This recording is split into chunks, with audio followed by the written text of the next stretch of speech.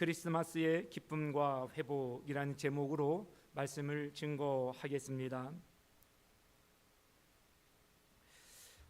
우리 성도님들 가정가정에 정말로 평화의 왕으로 오신 주님, 그 주님을 모셔드림으로 혹 어떤 곳으로 깨져버린 너와 나 사이에 그로 인하여서 불화를 겪고 평화가 상실된 채로 살아가시는 분이 계시다고 한다면 오늘 예배를 통하여 또 주 오심을 통하여서 모든 불화가 거치고 너와 나 사이에, 우리 사이에 주님께서 왕으로 오셔서 주기를 원하셨던 참 평화가 회복되어지고 누림이 되어지는 복된 우리 모든 교우님들 되실 수 있기를 바랍니다. 성탄이 오면 여러분들 어떤 마음이십니까? 제가 한번 여쭙게요. 속으로 한번 답해 보십시오. 설레이십니까? 아니면 목사님, 그거는 제가 지금 이만큼 나이가 먹었는데 설레이 나이겠습니까? 이런 입장이십니까? 우리 어린 자녀들은 아기 예수님 오신 날이 기쁩니까? 무엇 때문에 기쁩니까? 오늘을 기해서 받을 무엇인가의 선물에 대한 설레임입니까? 아니면 아기 예수님의 탄생하심에 대한 또한 기쁨입니까? 가끔 그런 생각을 좀 해봐요. 우리 성도님들께 메리 크리스마스 이렇게 인사를 나누면서 정말로 아기 예수님 오신 날을 기뻐하실까? 아니면 한낱 오래전에 동심에서 즐길 법한 추억 정도로만 자리매김하고 계시는 것일까? 우리가 성탄의 기쁨을 잃어버렸다고 한다면 그 이유는 무엇이겠는가? 오늘 좀 생각해보고 우리가 이 기쁨을 다시 한번 회복할 수 있는 좀 계기가 됐으면 좋겠다 싶습니다. 사랑하는 성도 여러분, 여전히 우리는 오늘을 살기가 버거워요.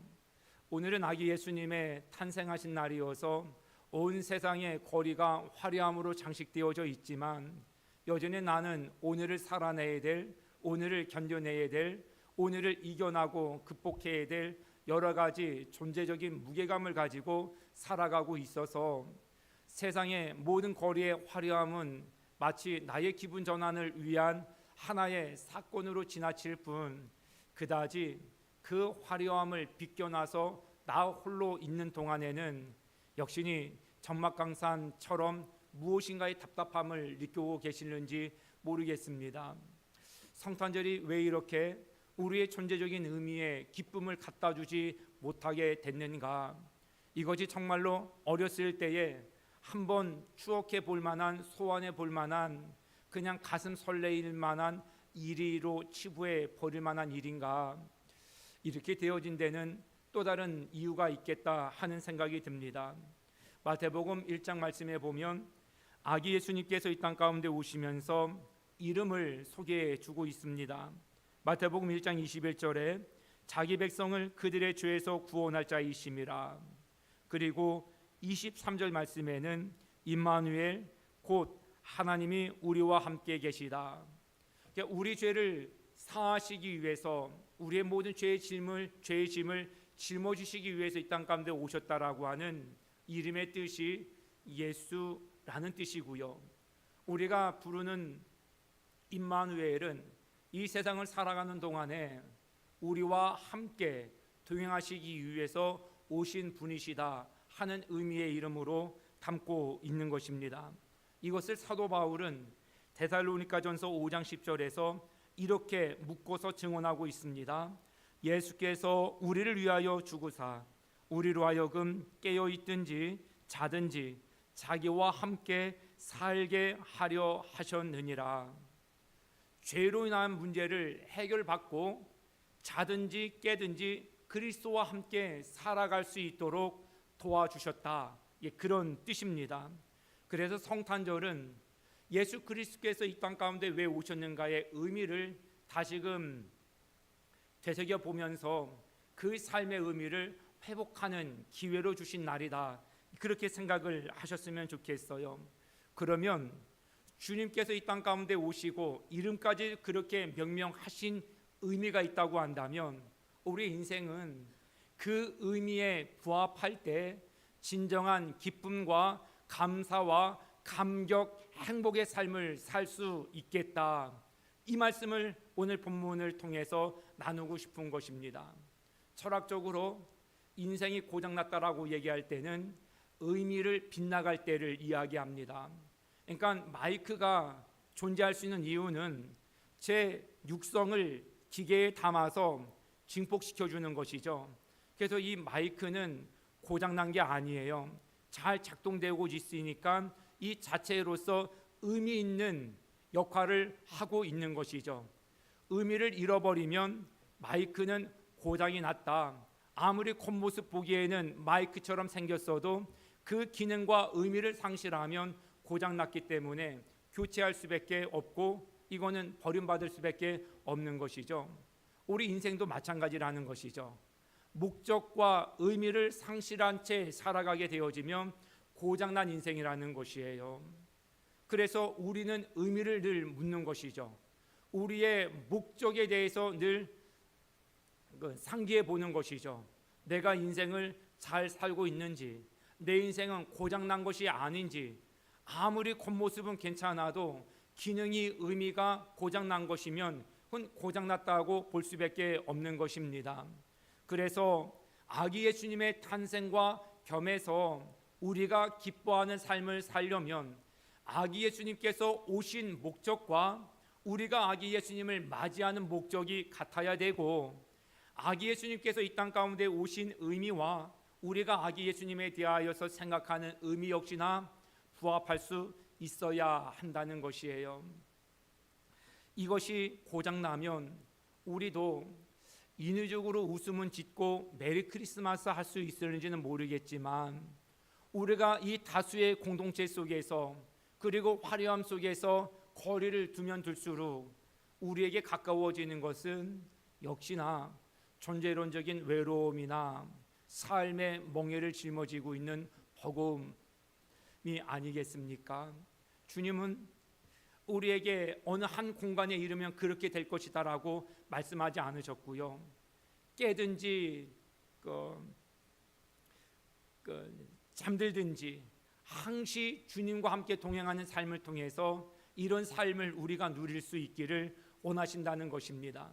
그러려면 우리가 찾을 수 있는 답은 분명해졌어요.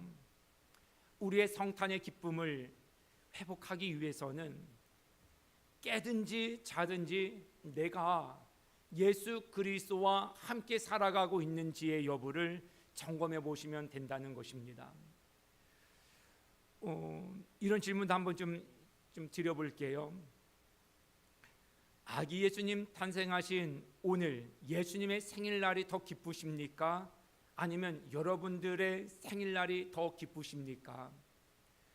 아기 예수님의 성탄 이 날이 우리에게 더 오래 기다려진 날입니까? 아니면 여러분들의 부모님이나 자녀들의 생일을 축하해 주기 위한 축하의 마음의 설레임이 더 크십니까? 아마 우리 대부분은 후자이지 않을까 싶어요. 나하고 함께 얼굴 맞대고 살아가는 가족들의 생일이 더 우리에게 실제적일 수밖에 없지 않겠습니까? 나를 길러주시고 애써주시느라고 주름이 짙으신 부모님들의 그 날을 기념하는 날이 오히려 우리에게 더 사실적인 기쁨과 설레임 또 감사의 마음이 더 무르익는 것 아니겠는지요? 이유는 다른 것이 아니죠. 우리와의 친밀감과 친근감의 여부가 아니겠는가 싶은 생각이 들어요. 우리가 예수님의 탄생의 성탄의 날임에도 불구하고 거리감 있게 느껴진다라고 한다면 우리가 일상생활에서 예수님과 친밀감을 누리지 못하며 살고 있었기 때문은 아니겠는지요. 그래서 히브리 기자는 우리에게 얘기합니다. 믿음의 주여 또 온전케 하시는 예수를 바라보자. 예수님을 바라보면서 눈을 마주치는 것이죠. 세상 가장 가까운 사람이 제일 먼저 의식하는 것이 눈 맞춤이에요. 세상 가장 껄끄러운 사람이 제일 먼저 피하는 것이 역시 눈 맞춤이에요. 예수님의 눈을 마주치면 우리는 알아요. 네가 나를 사랑하는구나. 우리는 누군가와 친밀함을 느낄 때 제일 먼저 원하고 구하는 것이 상대가 나를 응시해 주는 거예요. 나를 본체만치 하면 마음이 아파요. 그의 마음속에 나는 제껴진 사람이다라고 하는 소외감을 느끼게 되어집니다. 그래서 우리가 주님과의 관계의 회복을 위해서 제일 먼저 애써야 될 것은 주님과의 시선 맞춤이에요. 눈 맞춤을 응시하는 것이죠. 성경 읽기에 맥체인식 성경 읽기라는 그 과정이 있어요. 신구약을 짝을 맞추어서 읽어 나가는 방법인데요. 이것을 도안해낸 맥체인이라는 분이 이 말씀을 이렇게 해석을 했습니다. 주 예수를 힘써 배우십시오. 자신을 한번 주목할 때 그리스도에 대해서는 10배로 주목하십시오. 그리스도는 참으로 사랑스러운 분이십니다. 신약과 구약을 교차 대조해가면서 하나님의 말씀을 읽어야 될 이유는 구약의 하나님에 대한 친근감, 신약의 예수 그리스도를 통한 친근감, 그것을 또한 우리에게 감화감동케 하시는 성령님과의 조화로움을 염두에 둔 방안이다 생각합니다. 주님 한번 바라보고 나를 바라보고 하나님 한번 바라보고 나를 바라보면 주님과의 눈맞춤을 통하여서 내 마음속에 그분에 대한 사랑이 파도가 이제 울렁이기 시작을 한다는 것이죠. 사람이 껄끄러우면 말씀드렸던 것처럼 시선을 제일 먼저 피해요. 부부의 다툼이 있으면요, 문 열고 오고 다니고 그러면서도 아내가 소파에 앉아 있는 걸 보면서도 일부러 시선을 그쪽으로 안 돌려요. 눈 마주칠까 봐. 어색하면 눈 마주칠 때 대처하는 것이 제일 곤란해요. 그래서 제일 감정 처리하기가 쉬운 것이 눈을 회피하는 것이거든요. 화해를 할 때, 친근감이 막 무르익어 시작을 할 때 또 제일 먼저 찾고 응시하는 것이 상대의 눈빛이에요. 그리고 내가 상대에게 화해 제스처를 취할 때 제일 먼저 눈으로 내 마음을 표현해주고 싶은 것이거든요. 그래서 상대가 눈빛을 피하면 굉장한 상실감을 경험하게 되어집니다. 우리가 상대를 응시하면서도 우리가 서로의 친근감을 회복할 수 있는 것처럼 우리가 예수 그리스도께 시선을 응시하면 우리의 마음속에 주님에 대한 친근감이 회복되어짐을 믿으실 수 있기를 바랍니다. 주님을 바라보면서 나를 바라보는 것이죠. 우리는 선한 것을 많이 봐야 됩니다. 왜 우리 자녀들에게 핸드폰을 자꾸 보지 말라고 가르치죠? 핸드폰이 악해서가 아니에요. 그 자체가 악해서도가 아니라 물론 유해한 것들이 접할 수 있는 기회가 쉽게 주어지는 것도 사실입니다만 그것을 응시하면서 부모님을 응시하는 기회를 잃어버리게 되어져요. 비인격적인 것과 자꾸 응시를 하게 되어지면 내 인간성의 비인간성이 자꾸 고취되어지게 된다는 것이에요. 기계적으로 반응하게 된다는 거예요. 좋은 것과 시선을 마주쳐야 되죠. 부모님과 시선을 마주치고 아빠와 시선을 마주치고 서로 눈빛을 통하여서 친근감을 회복할 수 있다는 거예요. 그런데 밥을 먹을 때도 핸드폰을 쳐다보면서 그나마 서로 눈을 통하여서 서로의 마음을 주고받을 수 있는 인격적인 교감을 아예 기회조차도 박탈해 버리니까 점점 자녀들이 비인격적으로 자라게 되어지는 위험성이 있기 때문에 그래요. 그래서 핸드폰을 그만 보고 엄마를 봐봐, 아빠를 봐봐, 할아버지 할머니를 보고 이웃들을 보고 세상 자연 만물의 아름다움을 봐봐. 그런데 자녀들이 그걸 안 보죠. 그래서 시선을 틀어주기 위해서 핸드폰을 자꾸 차단하려고 부모님들은 가르침을 주는 것입니다. 그래야 인격적인 눈의 마주침을 통하여서 우리의 인격성이 더 아름답게 가꾸어져 나가기 때문에 그렇습니다. 비인격적인 것은요, 폭력적, 과격적인 것, 사회적인 언어에 어려움을 겪게 되어집니다. 그래서 핸드폰을 많이 보면 부모와의 대화도 소통이 잘 안 돼요. 소통은 내가 얘기하면 상대가 얘기할 때도 경청을 해야 되는데 이 기능이 마비되어진다는 것이에요. 그렇게 서먹서먹하게 지내다가 아빠, 오늘 아빠 생일이에요. 축하해 드릴게요 하고 케이크 준비해서 생신 축하드립니다 노래를 불렀어요. 그러고 나서 바로 또 아빠의 모든 시선 차단하고 핸드폰의 비인격적인 그 매체에 마음을 두고 살아간다고 한다면 부모님의 마음이 기쁘시겠습니까? 염려가 가득하시겠습니까? 우리가 참 기쁨을 회복하려면 주님께 시선을 고정하는 일에 절대 소홀히 하시면 안 됩니다.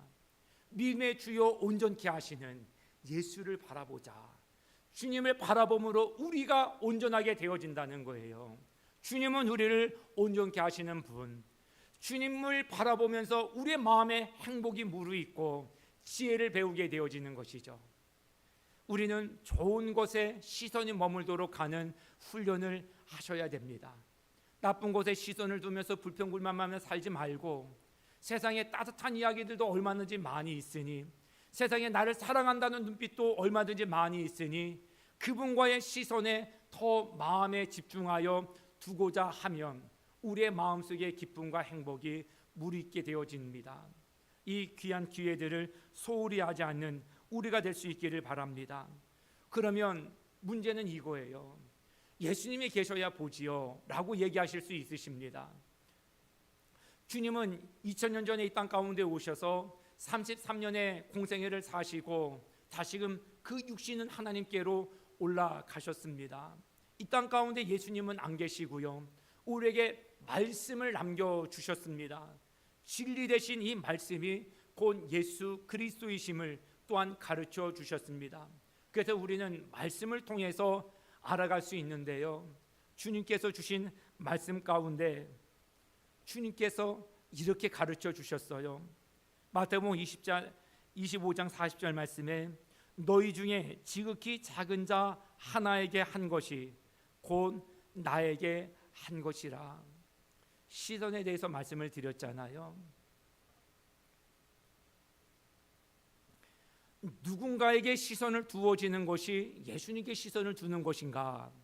이 말씀을 통하여서 살펴볼 때 지극히 작은 자에게 시선을 두는 것이 예수 그리스도께 시선을 두는 것이다 할 수 있습니다.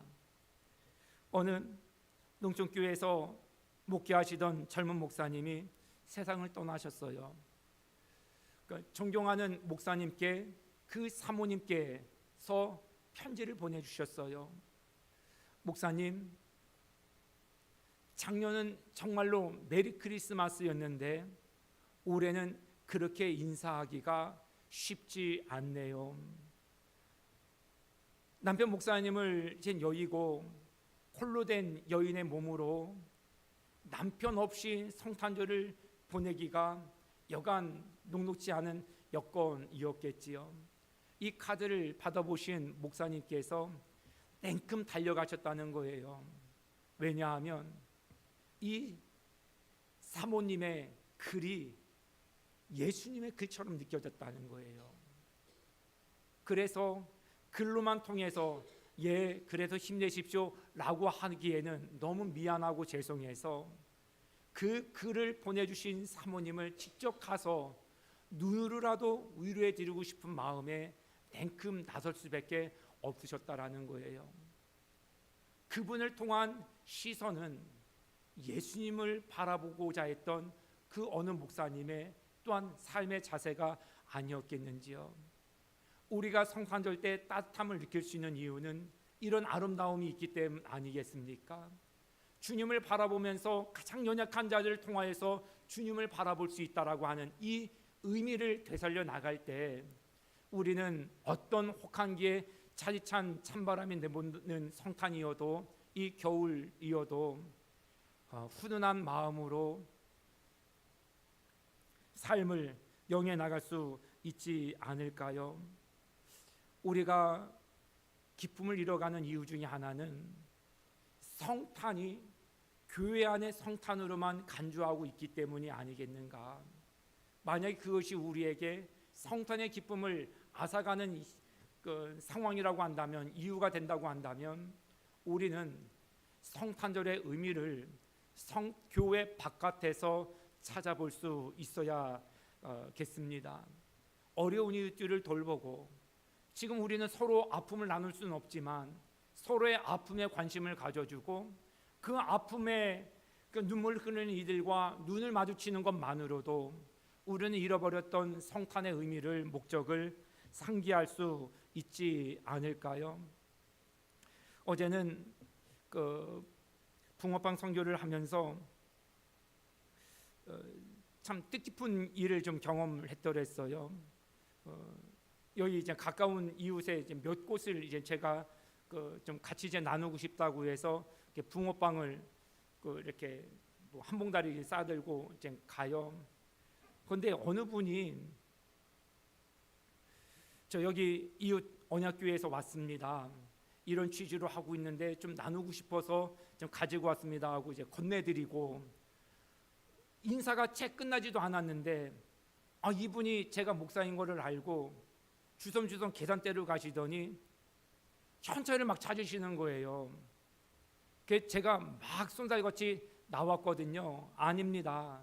우리는 나누는 것이 목적이고 맛있게 드셔주시면 좋겠습니다. 제 이 이야기가 끝나기도 전에 이분이 막 서두르는 바람에 저도 막 서둘러서 막 뛰쳐나왔어요. 근데 그 여주인분께서요, 거의 현관문을 열고 10여 미터를 저 잡겠다고 막 뛰어나오시는 거예요. 그거 건네주고 싶으셔갖고. 제가 일전에 여기 앞집 그 건물 주인 어르신 사연도 제가 말씀을 드렸잖아요. 저는 하나님, 우리가 교회로서 역할을 참 잘하고 있는 게 참 보람됩니다. 저 여기 코로나 전에 와갖고 사실상 거리의 낯설감은 물론이거니와 누구와 이웃을 해야 될지도 사실상 막막했었거든요. 서로 눈을 마주칠까봐 다 피해요. 여기 원룸 주변에 원룸들이 많으니까 젊은 사람들하고 눈을 마주치면서 이렇게 길을 지나간 적이 거의 손에 꼽힐 정도예요. 핸드폰 하면서 지나가기가 거의 일수이고요. 그냥 응시하다가도 멀리서 그냥 이렇게 응시할 뿐, 가까이 가면 을에 눈을 피해요. 이제 몇몇 분들하고 인사를 나누면서 안부 인사 이렇게 나눌 정도가 되어졌고요. 바람을 쐴 겸해서 새벽 2시 정도에 이렇게 한 바퀴 이렇게 돌았는데 폐지 주시는 어르신이 한 분 계셔요. 여러분들이 계시는 중에 그분이 또 폐지를 줍고 계시더라고요. 뭐 드릴 거는 없고 그래서 잠깐 서서 말씀을 나눴더랬어요. 그런데 그 추운 날이었었어요. 그날도 새벽 2시에 그분이 하시는 일은 서둘러 마치고 또 이거 정리하면 또 다른 데 가서 또 박스 정리하셔야 되거든요. 그런데 제가 서서 인사 나누고 뭐 좀 춥지 않으세요? 주무셔야 되지 않으세요? 이 시간에도 나오셨네요. 장갑까지 벗으시고 10분 정도 본인 이야기를 하시는 거예요. 참 산전수전 많이 겪었습니다. 건설 현장에서 일을 하다가 다리를 다쳐서 수술을 하고 나서 건강만 하면 지금이라도 나와서 일해달라고 요청하는 데가 많은데 지금 할 일이 없어 다른 일을 못해서 이 일을 하고 있습니다. 그간에도 몇 번 왔다 갔다 하시고 뭐 이렇게 음료수도 나누고 이제 그러셨던 분이신데 그 새벽녘 시간에 본인의 애환을 엽지도 않은데 말씀을 나눠주시더라고요. 인사조차 나누기 어려웠던 삭막했던 거리에서 서로의 마음을 주고받을 수 있는 거리가 되어진 것이 전 얼마나 감사했는지 몰라요. 어제 일도 마찬가지예요. 어저께는 그런 일들을 제가 또 어느 분을 통하여서도 경험을 했더랬어요. 우리가 주고받고자 하는 것은 마음 아니겠습니까? 우리가 눈을 응시하겠다라는 것은 서로에게 관심을 보이겠다라는 것 아니겠습니까? 많은 볼 것을 있어서 보고 지내면서도 동시에 우리에게는 왜 그 보는 것을 통하여서 기쁨을 회복할 수 못하고 행복을 추구해 나가는 것을 우리는 추구해 나가지 못할까요? 많은 보여지는 것들을 보는 게 중요한 게 아니라 우리는 반드시 봐야 할 것을 봐야 해야 한다는 것과 봐야 할 것은 애써 수고롭게 하더라도 반드시 봐야 한다라는 것이죠. 그것 중에 하나가 어려운 이웃들이라는 거예요. 나하고 함께 마음을 주고받아야 살 수 있는 그 누군가에게 마음을 나누고 진심을 나누고 그에 준하는 눈빛을 나누는 것, 그것이 우리의 잃어버린 기쁨을 찾는 방법임을 오늘 우리에게 말씀해 주고 있습니다. 사랑하는 성도 여러분, 여러분들의 이웃과의 관계는 어떠십니까? 여전히 눈을 마주치면 어색하여서 피하려고만 하고 계시지는 않습니까? 제가 자꾸 붕어빵 말씀드려서 죄송합니다만 그나마 저희들이 지금 힘써서 하는 거기 때문에 전 너무 보람되고 감사한데요. 주일날도 한번 새벽녘부터 일어나서 붕어빵을 좀 구워서 여러분들 손에 좀 들려보낼까 이런 생각도 좀 가져봐요. 그래서 작지만 여러분들 가시면서 이웃에다가 좀 포스트잇에다가 맛있게 드세요 하고 인사라도 조금 건네드리면 상대가 다음에는 그래도 눈은 피하지 않으시진 않을까. 그렇게 다가가는 수고를 매몰차게 그럴 만큼의 삭막함은 아니지 않은가. 그런 작은 나눔이 우리의 얼어붙은 시선 처리에서부터 모든 것들을 녹여나갈 수 있지 않을까. 어떻게 해드릴까요? 여러분들 그런 용기를 한번 내보시겠습니까? 여러분들의 마음을 여러분들의 눈이라는 마음의 창이라는 눈을 통해서 한번 건네보시겠습니까? 그럼을 통하여서 우리의 성탄의 기쁨과 성탄의 기쁨뿐만 아니라 우리와 영원히 함께 하시길 위해 임마누엘로 오신 아기 예수님으로 인하여서 평생을 행복한 자로 감사한 자로 기쁨 넘치는 즐거움 충만한 자로 살아갈 수 있다고 한다면 한번 해보셔야 되지 않을까요? 사랑하는 성도 여러분, 교회 안에 있는 기쁨을 우리 교회 바깥에서 찾아 나가실 수 있기를 바라요. 부모님들에게, 형제분들에게 오늘도 예배 마치고 들어가셔서 용기를 내 보십시오. 보고 싶었습니다. 예배 중에 생각이 나서 전화드렸습니다. 산다고 바빴는데 무엇 그렇게 바빠서 그러는지 안부도 여쭙지 못했네요. 여러분들 생각나시는 만큼 먼저 수화기를 통해서 여러분들의 마음을 전하시고 상대가 그 어휘를 들으면서 여러분들의 눈빛을 상상하는 것이 어렵지 않도록 한번 용기 내보시면 어떨까요?